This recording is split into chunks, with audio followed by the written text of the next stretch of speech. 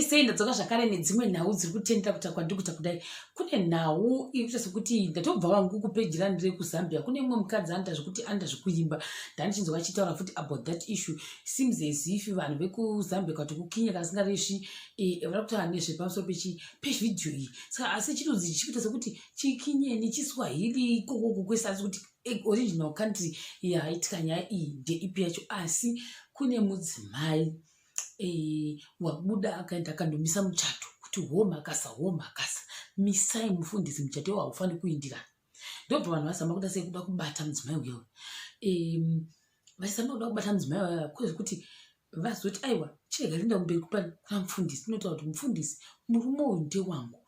Nhasi chaikuta kwandikuta makuseni mangwanani watobva kumba kwangu kwaasvika akasiya akaisa maservices ese kumba ikoko makuseni. After these services abva asimuka ndokuya ndokutanga kuti kuchata nemukadzi uyu.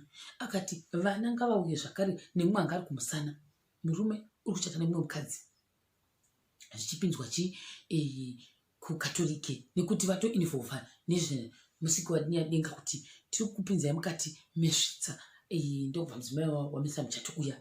Ndo iri kunetsa izvizvi, iri kunetsa zvikanzi nevanhu maiguru vazvivharisa nekuti iwe haungaendi kundoti unoda kuchata nemumwe munhu, wada kuchata nemumwe munhu iwewe uchiziva kutoti hazviiti zvofamba sei. Vamwe vari kuita speculation yekuti vanga vachitozivana mafriends ende mukadzi wangachata nemurume uyu vakatozoona kutoti uyu une munhu wake waanaye, une mhuri yake anayo, asi waita go ahead mukadzi uyu ndikuti sei tiuchangochata nemurume uyu. Saka zvokuti kuda kune kwaungada kuita kuda wanga achitira mapepa hatichaziviwo kuti wanga achichatirei. Kuda wangoda kusiya asi hazviti kuti usiye nekuti hausi kuti wangada kuti ati kunhasi anenge ariko achidai kana kuti angada kuzogara nawo pamba pamwe achiti I don't know.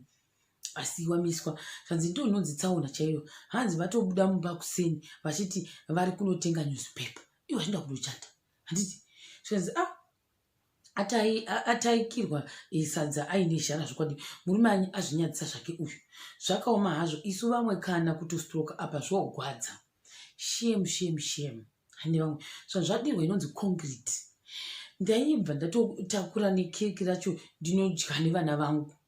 Ndobva ndatakura zvakeki racho zvese futi titsvagirewo vhidhiyo rizere. Hakuna vhidhiyo rizere kune avo vari kutsvaga vhidhiyo rizere nekuti rinoperera panonzi kati chirega kutora ndobva rinoperera.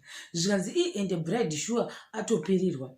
Hey, what an embarrassing moment indeed. Hanzi switch it off nevanhu vangu vari machiti switch it off usatora chivhidhiyo. Concrete mixer facha. Saka kana zvadai izvozvo zvazvatopera hakuna kwazvichaenda zvegoendepi. Vamwe ndokuti ndo pakaperera sangano kunani kozi kana vari kuchata zvinoreva kuti vari kutodanana ende vakutosiyana nemukadzi uyu mukuru vakutoenda kune mudoko wangu vada kuchata naye. There's a reason why vapoda wangu vachidirika isatizivi. Zvikanzi usatamba nemwana wavamwe neiwe. Mwana wamamwene anokugadzira zvibrekedhiya. And they have kids mufunge. My children can come here or what. Vamwe ndokuti usatamba nemwana wamwene anokutamba 10 noti chaiyo nevamwe. Zvogwadza jecha rapinda. Amainini avo havasi kutaridzika kushamisika. Vaitoziva kuti maiguru nevana varipo. Ini ndazvirwa nemwe mukadzi unoita zvekuitawo mapeji ake anombobuda uko vanhu vekuti kuZambia kuti kuchiko koko anombobuda achitaura izvi. Ndozvaangatanzi vanhu vanotozivana uyu mukadzi uyu wanga achitoziva mukadzi mumwe wacho uyu. Saka anga achiziva ndofunga mukadzi wanga achichata anga ari mugauni mumburi. Vanzi murume idofo kutodawo kutoinvolva denga iwe uchiita madhaka akadai zvokwadi usadiro. Zvikanzi nevamwe zvadirwa jecha.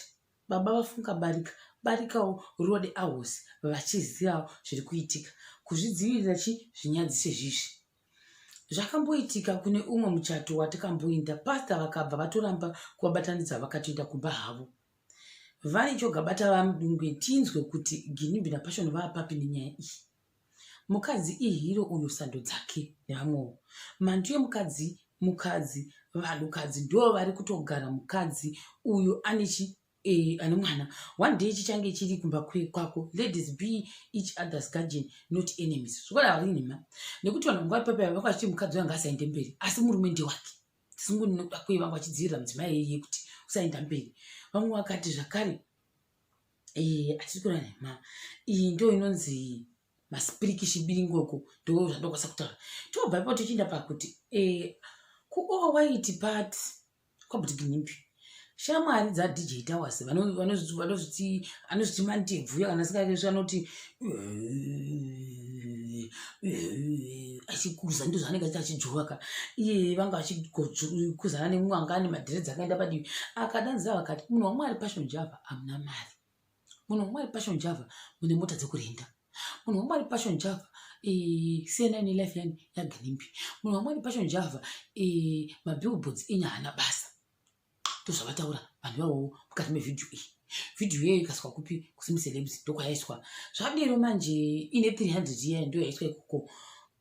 Vanhu ndobva vadi vatanga kuti Joshua hauna mari nekuti iwe haufaniri kuita competition nemunhu anonzi Ginimbi nekuti Ginimbi wakapinza mota muZimbabwe iwe unokwirita. Ndozvavataura sikazi kuti vakaudzwa nani kuti unokwirita mota dzacho idzi I don't know. Zvikanzi timu Ginimbi defending Boss G Hans who is a Passion Java. Zviri safe here izvi. Waiting for Twabam's reply. Prophet Passion Java watch it till the end. Vanhu vezimucelebs vatega Prophet Passion Java kuti wone kusvika kwokupedzisira iye zvakaoma. Zvikanzi nevanhu Ginimbi ndewe mapati Java promotes his music and youth.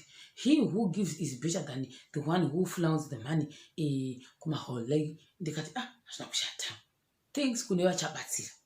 Handiti vanhu vakatanga kutukana mucomment section. Munhu watukwa iyeyo, munhu watukisirwa. Timu Ginimbi yaramba ichituka munhu havatuka. Zvikanzi dai iriyo energy yaitoitwa pakubvisa zvimwe zvese zvitaitoti sitokucomparing Passion Java nesu zvisina basa navo. Vanhu ndokutanga futi kumutuka, vamutuka singamboiti kuti wataurira izvozvo. Zvikanzi a fully grown man achiita cheerleading hake kudai nevamwewo vari kufadza mutengi. DJ Towers ndokuti poor cousin etirwoni DP poor cousin pre-offside. I am team Ginimbi Mpingaudo Yemashuaudo eti poor what ndobva atanga kutengesa zvake DJ Towers kachotengesa ndofunga masvokisi neshangu zvozanga tengesa. Zvikanzi ana musoro bhangu iri kugutisa uku vadi kutaura vasati vaenda ku white party. Vakomana vamwe vasikana ivava apa bank balance ine pondo but kupedzera simba mukushama. Ukaona mukomana wako aripo siyana naye mungafe nazherasisi nekuti ichi bhudhi wako ari kukuza mumwe murume ipapo. Ndozvangataura vamwe ndokuti zvakare kufadza mutengi uku kungoonwa 2 maglasses eshampopo maakutotanga kutaurisa kutsvaga mberi nekukuza vamwe mucharohwa showadi muchati murohwa zvenyu nevamwe avo. Kuvhura mazino here kuderi zvokwadi kufairira mari yeumwe murume ukaukuka nekuda kwei kana iwewo yako iripi ndosaka muchizotukwa. Broke niggas are always your biggest fans nevamwe avo. Right, ndatone 3 mamale cheerleaders saka vanoda kusimbiswa vanachi kana varume vanoridza mururu mutiudzo tinokupai ivava vanenge varipo vari willing kuuya. Vamwe ndokuti DJ Towers abva asimuka nematishu ake atiza kuitira agoona kukumbira Passion mangwana achiti asipo pavhidhiyo ndomo tazvionawo. Vamwe ndokuti but umwe udofosoka saka mukuti panga ane 2 years achingohaya ngati semulambo here. Mari yakaoma inoita varume vakumire umwe murume nevamwe avo.